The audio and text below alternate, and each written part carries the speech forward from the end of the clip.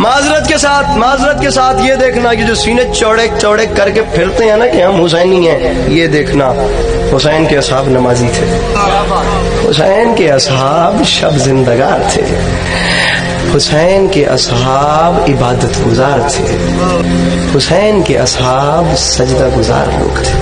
جناب مسلم بن اوسجہ جن کے بارے میں تاریخ کہتی ہے کہ حبیب ابن مظاہر سے بھی زیادہ ضعیف تھے، ان کے بارے میں پتہ ہے کیا ملتا ہے کہ وہ کوفہ کے بچوں کو قرآن پڑھایا کرتے تھے۔ جناب حبیب ابن مظاہر کے بارے میں یہاں تک ملتا ہے کہ وہ ایک ایک سجدے میں ختم قرآن کرتے تھے۔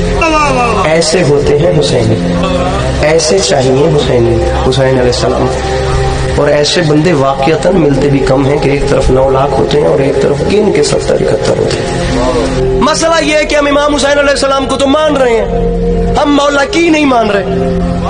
کن چیزوں کو لے کر مولا نے یزید کی مخالفت کی تھی ہم وہ چیزیں بھول گئے ہیں۔ گزارش کو سمجھیے کہ امام حسین علیہ السلام کہتے کیا تھے، ان باتوں کو میں یہی تو کہہ رہا ہوں کہ ضم کر دیں خود کو کربلا میں۔ خدا کی قسم کربلا سے بڑا پلیٹ فارم آپ کو ملنا ہی نہیں ہے۔ ایک ایک عنصر، ایک ایک جگہ سے آپ کو ایسی انسانیت کی بے مثال خدا کی قسم کہانی ملے گی۔ میں ہر جگہ پہ جا کے اتحاد اور اتفاق کی باتیں اس لیے کر رہا ہوں، صاحبان ممبر کے سامنے بھی گزارش کروں گا کہ جو باہر سے آئے اس کو سینے سے لگائیے تاکہ اسے پتہ چلے کہ حسین کون تھے۔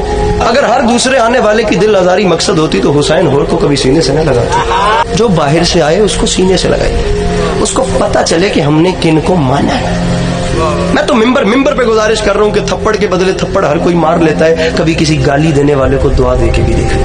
ارے صرف 1 منٹ ہر فرش ادا پہ بیٹھنے والا صرف اتنا سوچ لینا، صرف اتنا سوچ لے یار مجھے میرے وقت کے امام دیکھ رہے ہیں، ان کی نظر ہے مجھ پہ، خدا کی قسم غیر طرف آنکھ اٹھتے ہوئے بھی خوف کھائے گی۔ کنٹرول، ہر ٹائم اپنے آپ کو یہ سوچنا ہے کہ کسی کی نظر کا پہرا ہے، میں کسی کے تابع ہوں۔ آزاد ذہن رکھنا ہے تو اس حیوان میں کیا فرق ہے جو کسی کے کھیت میں گھس کے کسی کا مال کھا لیتا ہے۔ پابند رکھ اپنے آپ کو، اپنے آپ پہ کنٹرول رکھ، اپنی آنکھوں پہ، اپنے کانوں پہ، اپنی زبان پہ، اپنے ذہن پہ۔ ذہن آزاد نہیں کرنا شیعہ سنی بھائیو، اگر ذہن آزاد ہو گیا تو پھر اچھائی برائی ساتھ ساتھ چلتی رہے گی۔ یہی کام تو یزیدیوں کا تھا جو کہتے تھے جلدی کرو، نواسے رسول کو شہید کرو، حسین کو قتل کرو تاکہ ہم ظہر کی نماز باجماعت پڑھیں۔ غلط نظریہ ہے کہ حسین صرف شیعوں کے ہیں۔ ارے حسین شیعوں کے نہیں ہیں، شیعہ حسین کے ہیں۔ حسین نے کربلا میں کام تو شیعہ کے لیے تو کیا نہیں، حسین نے تو کربلا میں کام انسانیت کے لیے کیا ہے۔ شیعہ ہو تو شیعہ رہو، یہ بندے ہاتھوں کی لاج رکھنا، سنی ہو تو سنی رہو، بس رسول کی امت ایک ہو کے حسینی بن جاؤ۔ سر آپ ان ریکوائرمنٹس کو پورا کریں جو حسینی ہونے کے لیے چاہیے۔ ارے 2 کریکٹرز آپ کے سامنے ہیں، قرآن بھی یہی کہتا ہے، حسینیت بھی یہی کہتی ہے، یہ دیکھنا۔ جہاں سے چاہو قرآن کھول کے دیکھ لو، یا نیکی یا بدی، یا اچھا یا برا، یا شکر یا کفر، تیسرا راستہ نہیں ہے۔ یہاں بھی یا حسین یا یزید، شارٹ کٹ یا اپنی وہ کام نہیں چل سکتا۔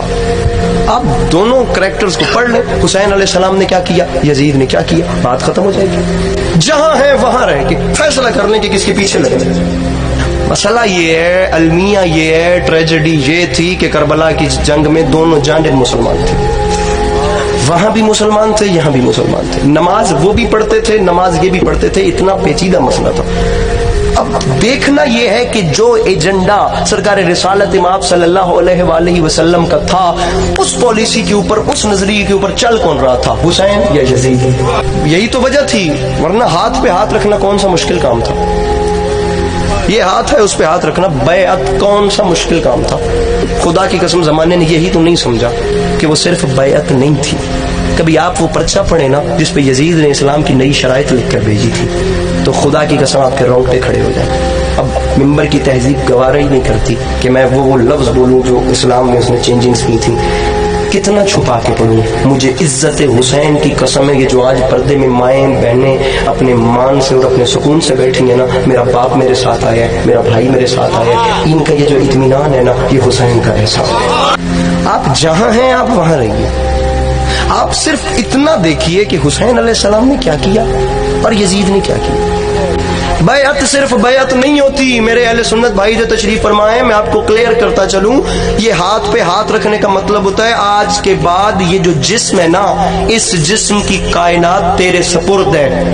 آپ کے ماننے میں آتا ہے سوار دوش رسول صلی اللہ علیہ وآلہ وسلم، سرکار کا نواسا، سرکار کے خون کا وارث اپنا وجود کسی شرابی کے حوالے کر دے؟